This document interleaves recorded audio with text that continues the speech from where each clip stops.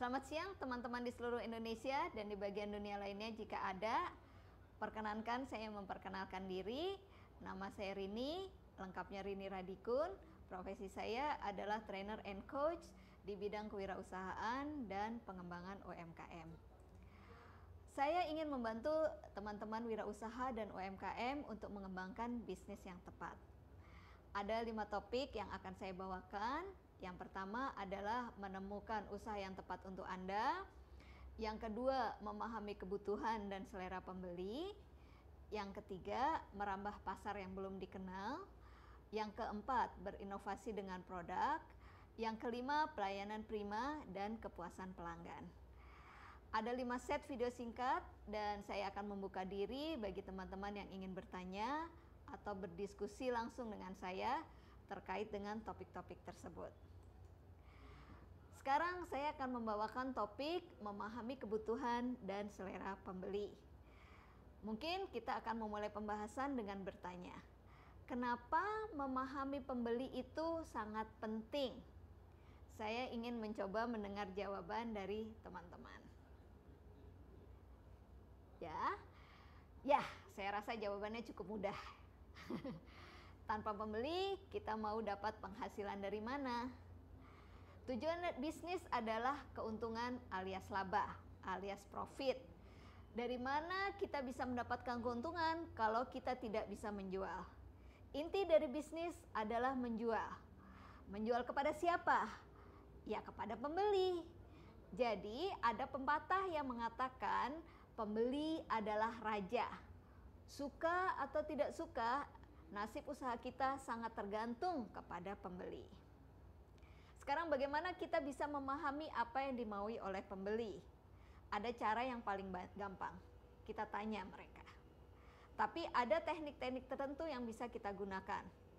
Kalau bahasa kerennya adalah riset pasar atau market research. Dan ini adalah bidang ilmu tersendiri. Ada perusahaan market research yang dibayar mahal untuk melakukan ini dengan menggunakan metode-metode yang sahih yang bisa dipertanggungjawabkan secara ilmiah. Tapi sebelum kita mengarah ke sana, kita lakukan cara yang paling gampang. Saya akan sebut cara ini sebagai survei pasar dengan target 1. Pembeli atau calon pembeli dan 2. Pesaing. Untuk pembeli, cara yang paling umum dilakukan adalah survei kepuasan pelanggan atau Customer Satisfaction Survey. Pertanyaannya tidak perlu panjang-panjang, biasanya dibuat dalam bentuk formulir atau kertas isian dan jawabannya tinggal diconteng-conteng. Pertanyaan yang paling umum ditanyakan adalah, apakah Anda puas dengan pelayanan kami? Kalau tidak puas, kenapa?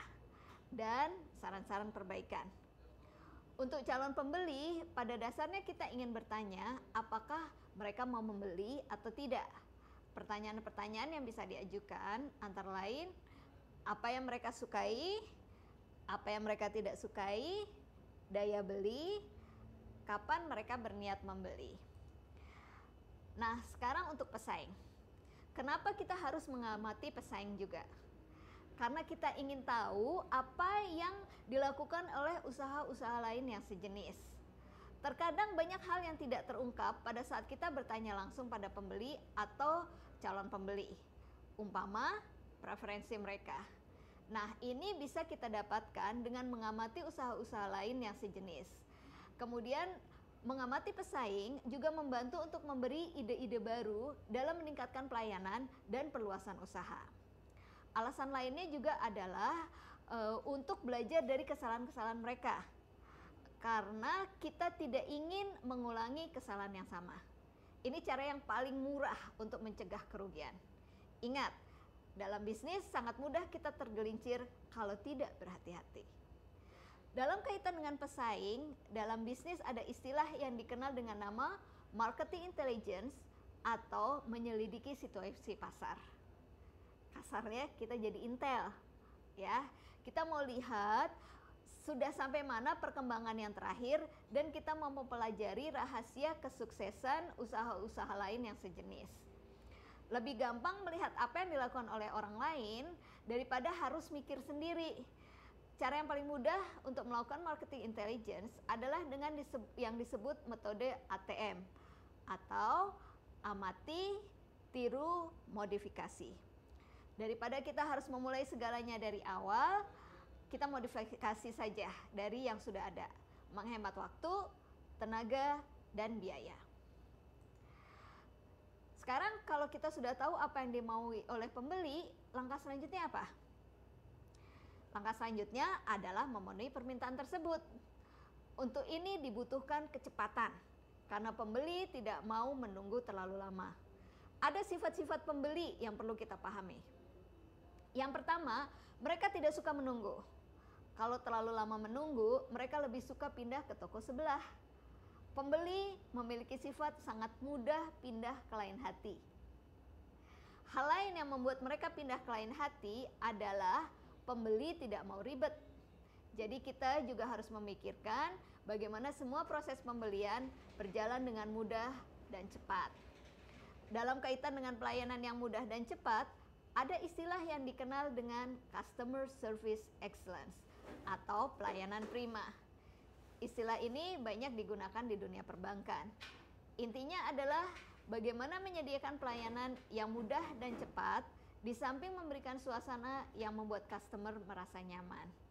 Ya, untuk itu saya ada video tersendiri yang membahas tentang bagaimana menyediakan pelayanan prima atau menjamin kepuasan pelanggan. Tapi untuk sekarang kita masih berbicara tentang bagaimana memahami kebutuhan pembeli. Ya, nah untuk itu kita perlu melihat sifat-sifat lain dari pembeli. Ya. Salah satu sifat lainnya adalah pembeli maunya murah. Ya, pembeli adalah manusia dan mereka sangat mementingkan diri sendiri. Dalam hal ini kita jangan kalah set. Ada kecenderungan bisnis untuk menawarkan harga yang paling murah. Bahkan kadang kita sebagai penjual sering dirugikan oleh strategi tersebut. Ingat, dalam bisnis kita maunya untung. Jadi jangan mau ditekan oleh pembeli. Ada banyak cara untuk mengkompensasi harga. Ya, di antaranya pelayanan, kedekatan, kesetiaan. Jangan meremehkan loyalitas. Ini sesuatu yang perlu kita perjuangkan. Ya. Kemudian ada trik yang kita bisa lakukan juga untuk mengatasi sifat pembeli yang maunya murah ini ya. Contoh triknya adalah bayangkan harga barang yang kita tawarkan ini berada di atas harga yang kita tawarkan. Contohnya, kita menawarkan produk kita seharga Rp100.000. Nah, sekarang kita bayangkan kalau produk ini harganya Rp150.000, apa yang akan membuat pembeli mau membayar pada harga tersebut? Ya. Kemudian kita coba penuhi persyaratan-persyaratan tersebut ya.